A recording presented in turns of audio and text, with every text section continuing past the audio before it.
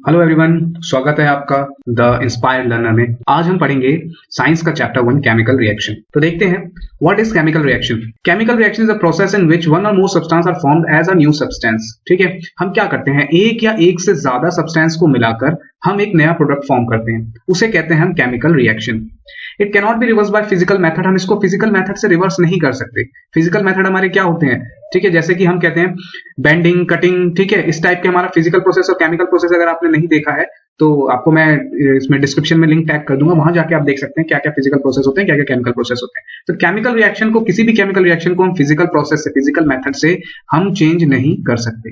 ठीक है, अब देखते हैं केमिकल रिएक्शन अगर हम करते हैं तो हमारे उसमें क्या क्या चीजें इन्वॉल्व हो जाती हैं, मतलब क्या क्या चेंजेस हमें देखने को मिलते हैं।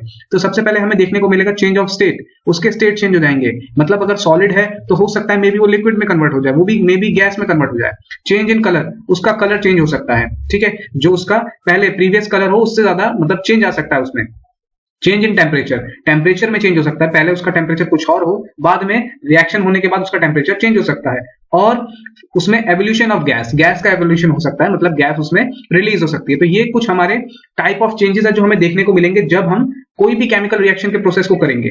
ठीक है, और ये सारा हमारा क्या होता है, इसके अंदर नया जो प्रोडक्ट बनता है उसको हम फिजिकली तरीके से चेंज नहीं कर सकते। ठीक है, हमें अगर उसको रिवर्स करना है तो हमें वही केमिकल प्रोसेस ही करना पड़ेगा। एग्जांपल में हमारे पास एक है, देखते हैं, देखेंगे हमारे पास action of HCl on zinc metal. ठीक है, जिंक मेटल पे अगर एक्शन ऑफ HCl हो रहा है तो क्या होता है, देखिए Zn हमारा है जिंक। ठीक, जिंक एक मेटल है, इसके ऊपर चार्ज होता है प्लस, और हमारा क्या है HCl रिएक्ट कर रहा है HCl के साथ में। HCl में देखोगे क्लोरीन के ऊपर चार्ज है हमारा नेगेटिव। ठीक है, और ये होता है Zn के ऊपर है 2 प्लस चार्ज। ठीक है, और HCl हो गया हमारे यहाँ पे नेगेटिव। अब ये दोनों रिएक्ट करते हैं। ठीक है, रिएक्शन के लिए हम साइन ये लगाते हैं। ठीक, इस साइन का मतलब क्या होता है, इस साइन का मतलब होता है गिव राइज टू, इसका मतलब होता है गिव राइज टू। ठीक है, अब जब ये रिएक्ट करेगा तो रिएक्ट करके ये क्या बनाएगा, ये बनाएगा हमारा मेटल है Zn, और ये क्लोरीन है, क्लोरीन के ऊपर चार्ज होता है नेगेटिव और इसके ऊपर चार्ज होता है पॉजिटिव। तो जिंक क्लोरीन के साथ रिएक्ट कर जाएगा, क्या बना देगा, ZnCl2 बना देगा। ठीक है, और जो हमारा हाइड्रोजन गैस है ये हमारा रिलीज हो जाएगा इसमें से। ठीक है, H2 की फॉर्म में ये रिलीज हो जाएगा। ठीक है, तो यही हमारे पास रिएक्शन देख रहे हैं हम। यहां पर क्या है, हमारे पास लिक्विड HCl है, हमने HCl को लिक्विड में डाला हुआ है, जिंक ग्रेन्यूल्स है हमारे पास। ठीक है, जिंक ग्रेन्यूल्स मतलब उसके छोटे छोटे टुकड़े हमने जिंक के इसमें डाल रखे हैं। फिर क्या किया हमने, दोनों का रिएक्शन हुआ, रिएक्शन होने के बाद क्या होगी, हाइड्रोजन गैस रिलीज होगी, और हमें पता है हाइड्रोजन गैस की क्या क्वालिटी है, ये हाईली फ्लेमेबल होती है।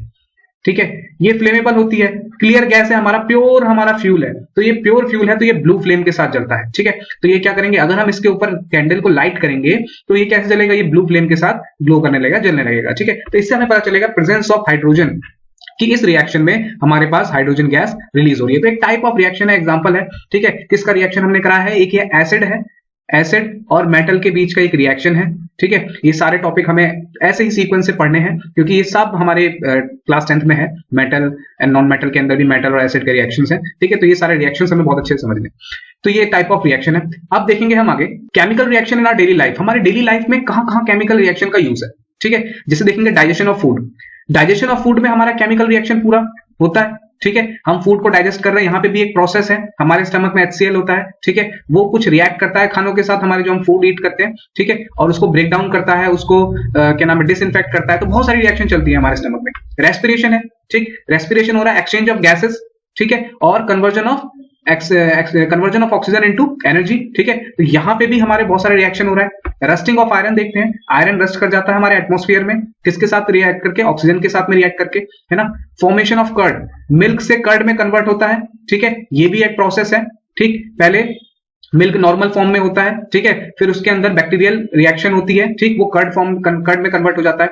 Burning of would, would burn होता है। ठीक है, किस में कन्वर्ट हो जाता है, एशेस में कन्वर्ट हो जाता है। तो ये भी एक टाइप ऑफ केमिकल चेंज है, तो इसमें भी एक केमिकल रिएक्शन है। बर्निंग ऑफ फ्यूल, फ्यूल हम देखते हैं जैसे कि हमारा पेट्रोल डीजल है, ये भी बर्न होता है, एनर्जी कन्वर्ट करता है और कुछ रेसिड्यू बनाता है। रेसिड्यू में जैसे हमारा स्मोक। ठीक है, तो ये भी एक केमिकल रिएक्शन। तो ये डेली लाइफ में हम ये सारे केमिकल रिएक्शन अपने आसपास देखते हैं। अब देखते हैं केमिकल रिएक्शन में क्या क्या चीज होती है। तो केमिकल रिएक्शन में हमारी रिएक्टेंट और एक प्रोडक्ट होती है। रिएक्टेंट क्या होते हैं, जो सब्सटेंस टेक पार्ट करते हैं रिएक्शन में, मतलब जो सब्सटेंस आपस में रिएक्ट होते हैं उनको कहते हैं हम रिएक्टेंट। जैसे कि हमने कहा वाटर के लिए H2 प्लस O2, ये दोनों आपस में रिएक्ट हो रहे हैं, तो ये हमारे क्या कहलाएंगे, ये हमारे रिएक्टेंट कहलाएंगे। ठीक है, और ये रिएक्ट होके इन्होंने क्या बनाया, इन्होंने बनाया H2O, तो ये हमारा क्या कहलाएगा, ये हमारा कहलाएगा प्रोडक्ट। ठीक, तो प्रोडक्ट क्या है, प्रोडक्ट हमारा वो सब्सटेंस होता है जो रिएक्शन होने के बाद फॉर्म हो जाता है। ठीक है, केमिकल रिएक्शन का प्रोसेस होगा, उसमें जो फॉर्म होता है वो हमारा प्रोडक्ट होता है। अच्छा, रिएक्टेंट एक हो सकता है, एक सब्सटेंस हो सकता है, दो सब्सटेंस हो सकता है, दो से ज्यादा भी हो सकता है। सेम प्रोडक्ट के साथ है, प्रोडक्ट एक भी हो सकता है, एक से ज्यादा भी हो सकता है। ठीक है, एग्जांपल में हमारे पास एक और आ गया है, यहां पे हमें दिया when magnesium burn in air give magnesium oxide. ठीक है, मैग्नीशियम जब एयर में बर्न करते हैं तो वो मैग्नीशियम ऑक्साइड में कन्वर्ट हो जाता है। ठीक है, मैग्नीशियम इतना ज्यादा रिएक्टिव है ऑक्सीजन के साथ में कि वो वैसे भी ऑक्सीजन के साथ रिएक्ट कर जाता है। ठीक है, और उसके ऊपर एक लेयर बन जाती है। ठीक, तो उसको क्लीन करना पड़ता है, फिर बर्न करते हैं तो वो बर्न हो जाता है। ठीक है, मैग्नीशियम का क्या है फॉर्मूला, मैग्नीशियम का है Mg। ठीक है, और ऑक्सीजन का O2, ये बना देता है मैग्नीशियम ऑक्साइड, Mg को फॉर्म करता है। ठीक है, अब आ गया हमारा chemical equation. What is chemical equation, हमने केमिकल रिएक्शन देख लिया, व्हाट इज केमिकल इक्वेशन।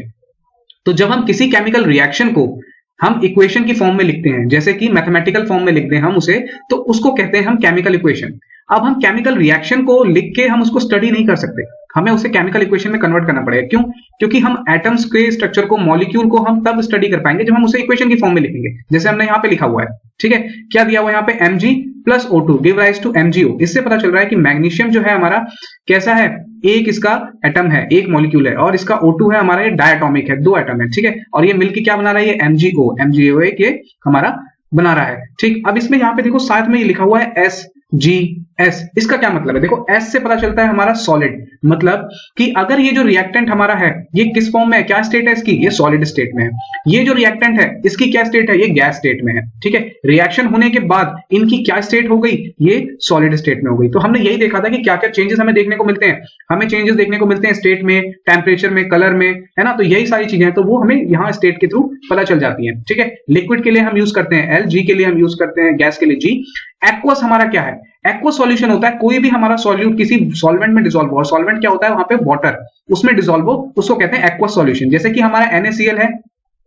ठीक है, NaCl हमारा क्या होता है, एक कॉमन सॉल्ट है, टेबल सॉल्ट। ठीक है, अगर इसको हम वाटर में डिसॉल्व कर दें तो हम कहेंगे एक्वस सॉल्यूशन ऑफ NaCl। ठीक है, और इसको ब्राइन सॉल्यूशन भी कहते हैं। ठीक, इसको ब्राइन सॉल्यूशन भी कहते हैं। तो वैसे इसको कहते हैं एक्वस सॉल्यूशन ऑफ NaCl। तो एक्वस सॉल्यूशन का मतलब क्या हुआ, जब हम किसी भी सॉल्यूट को वाटर एज अ सॉल्वेंट में डिसॉल्व कर दे तो वो एक्वस सॉल्यूशन में कन्वर्ट हो जाता है। ठीक है, किसी सॉलिड को हम वाटर में एज अ सॉल्वेंट डिसॉल्व कर दें तो वो हमारा एक्वस में कन्वर्ट हो जाता है। अब हमने देखा यहाँ पे केमिकल इक्वेशंस कोई भी बैलेंस फॉर्म में नहीं है।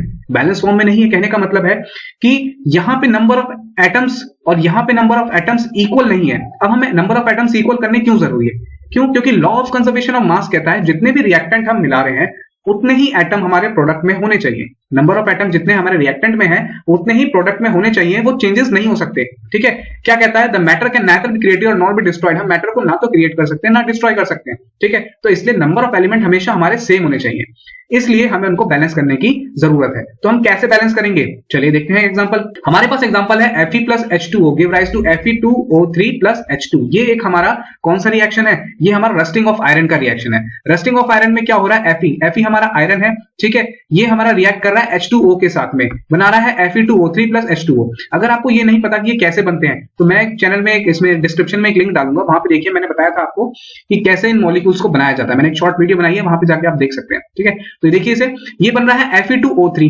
plus H2। ठीक, अब यहां पे देखेंगे Fe के दो मॉलिक्यूल हो गए, यहां पर एक मॉलिक्यूल है, H2 के यहां पर दो मॉलिक्यूल है, यहां पे भी दो मॉलिक्यूल है, O का एक है, यहाँ O का 3 है। तो यहां पे बहुत ज्यादा बैलेंसिंग मिस बैलेंसिंग हो गई। तो हम इसको कैसे अरेंज करेंगे, सबसे पहले हम देख लेते हैं हमारे पास कौन कौन से एलिमेंट है। जैसे कि हमने देखा हमारे पास Fe है, हमारे पास H है, हमारे पास O है।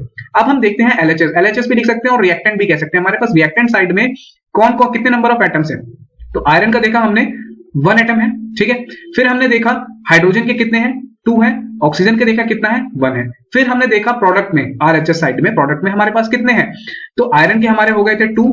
ठीक है, ऑक्सीजन के हो गए थे हमारे 3 एंड हाइड्रोजन के हो गए थे 2। तो हमें इसको बैलेंस करना, हाइड्रोजन ऑलरेडी बैलेंस्ड है, मतलब उसके इधर भी 2 थे, इधर भी 2 थे, लेकिन आयरन और ऑक्सीजन के बैलेंस नहीं है। तो हम क्या करेंगे, आयरन के लिए हम रिएक्टेंट में इसको 1 है। ठीक है, इसको अगर हम 1 into 2 से मल्टीप्लाई कर दें तो 2 हो जाएगा, तो इसलिए हमने यहाँ पे इसको 2 लिख दिया, 2 एटम। ऐसा ही सेम हम यहाँ पे करेंगे ऑक्सीजन के साथ में। ऑक्सीजन के साथ में हम यहाँ क्या करेंगे, इसको 3 से मल्टीप्लाई कर देंगे। ठीक है, तो 1 into 3 3 हो जाएगा। अब यहाँ पे देखा हमने, जो हमने यहाँ 3 के साथ मल्टीप्लाई किया तो 3 into ऑक्सीजन तो हो गया, ठीक, लेकिन 3 into H2 भी तो हो गया, तो क्या हो गया, 3 2 6। तो अब हम कैसे चेंज करेंगे, यहां हमारे पास कितने आ गए, 3 2 6 हाइड्रोजन आ गए। तो हम यहाँ क्या करेंगे, यहाँ पे 3 लिख देंगे, यहाँ थोड़ा सा गलती है, यहाँ हम इसको 3H2 कर देंगे, ठीक है। तो कितना हो गया यहाँ पे 3H2, यहाँ भी हाइड्रोजन कितना हो गया 6, यहाँ भी हाइड्रोजन हो गया 6, और ये कितना हो गया, ये ऑक्सीजन 3, आयरन 2, ये हमारी हो गई बैलेंस केमिकल इक्वेशन, ठीक है। ऐसे हम इक्वेशंस को बैलेंस करते हैं। बैलेंस करने से हमें क्या पता चलता है